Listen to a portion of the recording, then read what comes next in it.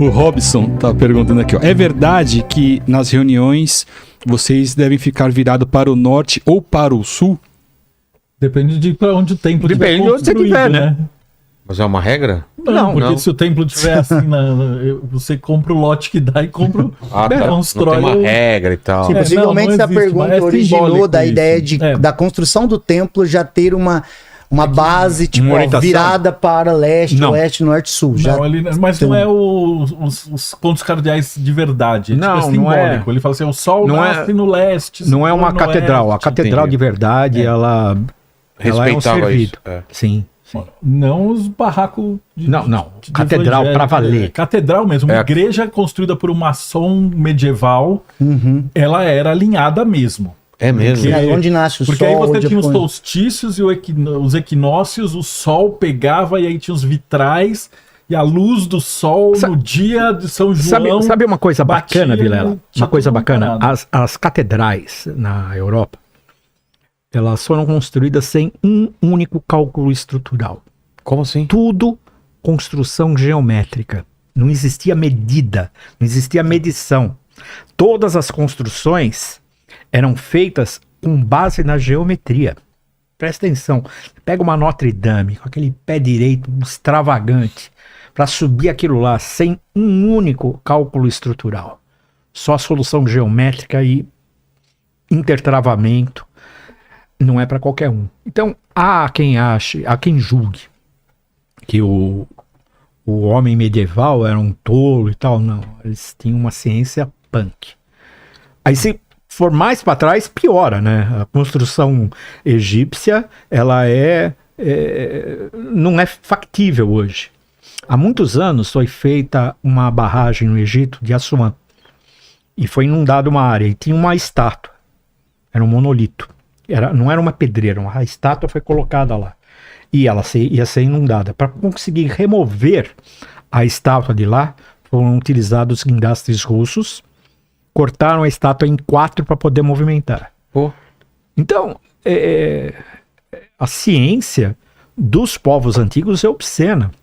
Os vitrais de Notre Dame hoje são impossíveis de replicar. Ninguém sabe como foram feitos. A coloração, ele não descoloria nunca. Agora descoloriu, né? Ele destruiu. Mas não descoloria nunca. Então, a arte era impressionante. Não é bom pensar no homem do passado, o ser humano da Idade Média, como um tolo. Não. Tinha a sua ciência, tinha a sua sabedoria e em muitos aspectos impossíveis de se replicar hoje. Tenta construir uma pirâmide igual do Egito. Tenta lá, vai. Tenta. Vai lá. Vai lá. Com toda a nossa ciência. E é interessante, porque sempre vai desdobrando curiosidades a respeito da maçonaria. Seja do esquadro e compasso, seja de palavras, seja do bode que foi conectado. O bode também é a segunda pergunta. Chega em direct toda vez. Tipo, se é Madonna, quem que é a Anitta? Eles ficam usando aqueles símbolos dos Illuminati e tal. Cara, hoje em dia tá na internet. Qualquer um pode pegar um esquadro e compasso e pôr numa camiseta e ir num show. Sim. E aí todo mundo vai olhar e fala, o cara Illuminati. É Illuminati. Mas qual que é a do bode? Gera um... que o maçom adora o bode. O maçom adora o bode. Sacrifica o bode. Sempre associaram a ideia... O primeiro pela questão do G, que também tem uma... Alguns historiadores vão falar que essa associação começou pela palavra goat, de bode em inglês e tal. E ser um acróstico também, assim como vitriol, que eu falei que é uma palavra maior, então essa palavra bode em inglês, ela poderia ser uma ligação. A outra é que durante um determinado período que se tinha que fazer as escondidas, se prendia, né, muitas vezes um bode na frente da loja para que irmãos soubessem onde é a loja. Então isso em períodos de perseguição e coisa do tipo. Então isso foi começando a ser associado. Agora você imagina, a ideia do bode, mais a mística popular de que a maçonaria adora Baphomet. Então foi perfeito, casou perfeito. Com a ideia de, não, tem bode porque eles adoram bode. Hoje, o próprio maçom, por exemplo, lá no interior a gente tem muito isso. Tem a festa do bode. que o pessoal sabe que é festa da maçonaria. Olha, vai ter, sei lá, churrasco, mas é tipo, sei lá, porco Buchada lá, de bode. paraguaia. E, ó, é festa do bode. A loja Alberto Andaló costumava liderar uma festa com esse nome. Por quê? Porque ficou-se, essa superstição acabou se tornando. Na Praia Grande parte. tem a tainha, então também tem a tainha maçônica. Tem sim.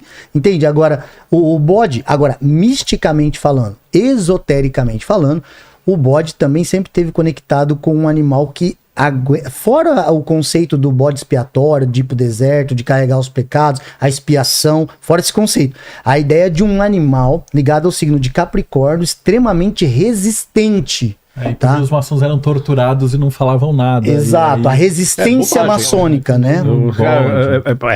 Isso é enorme bobagem. Dava com a língua nos dentes e acabou. Não, Tem é- super-homem lá, não.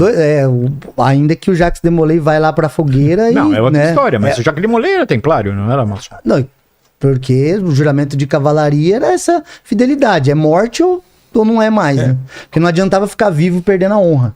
É. Não. Né? Então isso é interessante. Mas essa do bode é uma delas, que é uma mística, né? uma superstição popular que conectou totalmente a maçonaria a isso e não tem relação alguma.